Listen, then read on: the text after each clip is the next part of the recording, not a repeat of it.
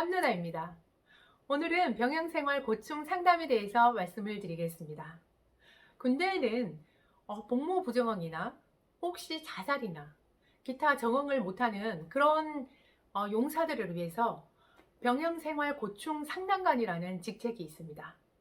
이분들은 밖에서 상담을 하다가 국방부에서 채용이 돼서 계약을 하고 들어오시는 분들입니다. 우리가 군대에 들어가서, 저도 그랬던 것 같아요. 군대에 들어가서 적응하는 게 정말 힘듭니다. 특히 저도 대학을 다니다가 들어갔기 때문에 이 군대 안에서의 딱딱함, 그리고 오와 열을 맞춰야 되는 그 분위기, 뭔가를 빨리빨리 움직이면서 주행이 되는 것 같은 항상 이 분위기 속에서 그걸 버틴다는 게 쉽지 않았던 것 같습니다. 특히 우리 병사들 같은 경우는 대부분 대학을 다니다가 오는 사람도 많고 또 직장에서 일을 하다가 오는 그런 경우도 있습니다. 그런데 같이 훈련을 받다 보면 유독 힘들어하는 사람이 있습니다. 어떤 사람일까요? 한 번도 안 해본 건 다 똑같습니다. 다 똑같은데도 공부만 하고 또 나름대로 혼자 대인관계를 전혀 해보지 않은 사람들은 군대에 들어오면 정말 대인관계 힘듭니다. 왜냐하면 환경도 다르지, 거기에 모르는 그 사람들과 어울려가지고 뭔가를 팀워크를 이뤄서 만들어내야 되기 때문에 그게 쉽지가 않습니다. 그러다 보면 나 때문에 내 주변에 모든 사람이 불편함을 느낀다는 것을 본인이 자책하게 되고, 그렇게 하다 보면 적응을 못합니다. 이럴 때 옆에 있는 전우들은 어떻게 해야 될까요? 그냥 가만히 있어야 할까요? 아닙니다. 여러분들이 도와주셔야 합니다.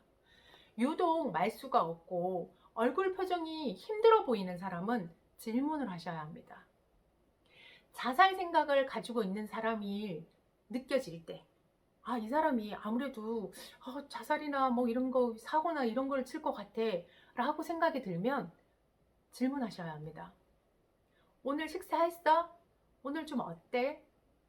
오늘 표정이 조금 다른 때보다 별로 좋지 않은 것 같아.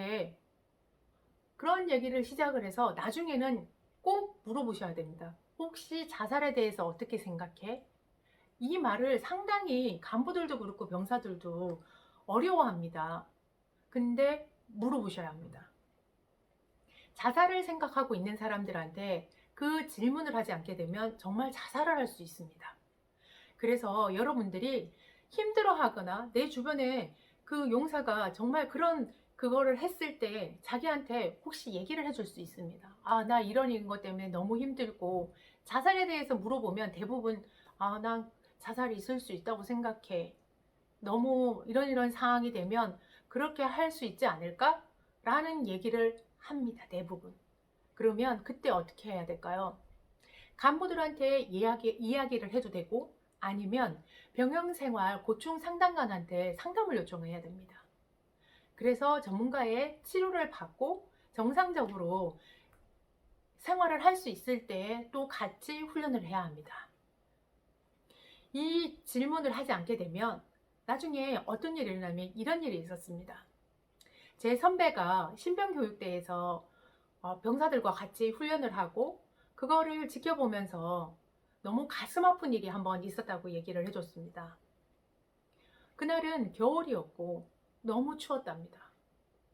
본인도 힘들고 병사들도 너무너무 힘든 상황이었고, 그런 상황에서 유독 잘생기고 키도 큰 병사 한 명이 표정이 어두운 모습을 보았습니다.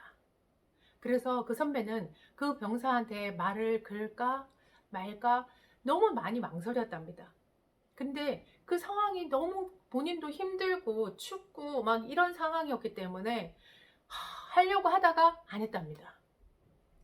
그런 상황에서 훈련은 끝났고, 훈련에 들어가고 난 다음에 한 3분 있다가 옥상에서 누군가가 떨어졌습니다.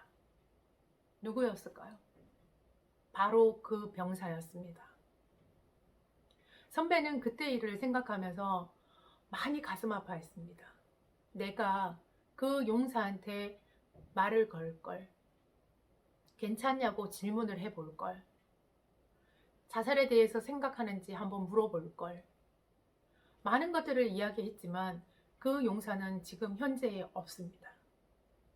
여러분의 전우들이 정말 순식간에 괜찮겠지 하는 그런 생각을 할 때에 사라질 수 있습니다.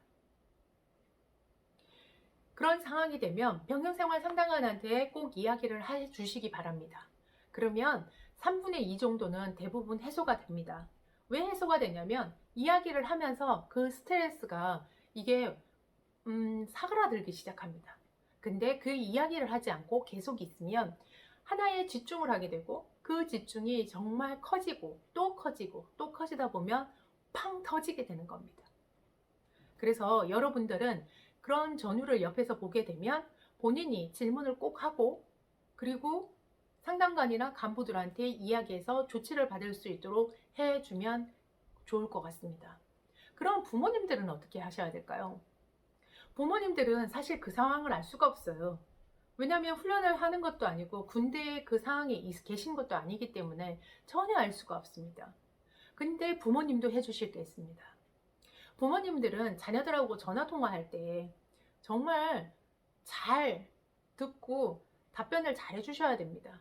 내가 너를 사랑하고 있다는 것을 꼭 이야기를 해주셔야 하고 또 그런 느낌이 가게끔 통화를 하셔야 합니다. 그리고 자녀가 휴가를 나오면 제발 좀 놀러 좀 가지 마세요. 왜 이렇게 자녀가 휴가를 나왔는데 부모님들 다 놀러 가시고 안 계신지 모르겠어요. 그러다 보면 사고가 납니다. 많은 사고들 중에 하나가 부모님이 자녀가 휴가를 나온다고 했는데도 놀러 가십니다. 그러면 혼자 집에 있다가 사고를 낼 때가 많습니다.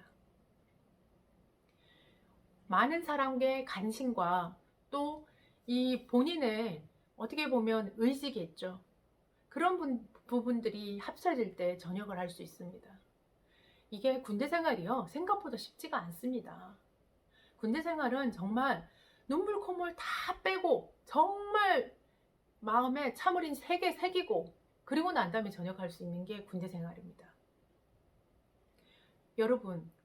여러분들은 전우들의 아픔을 외면하지 마세요.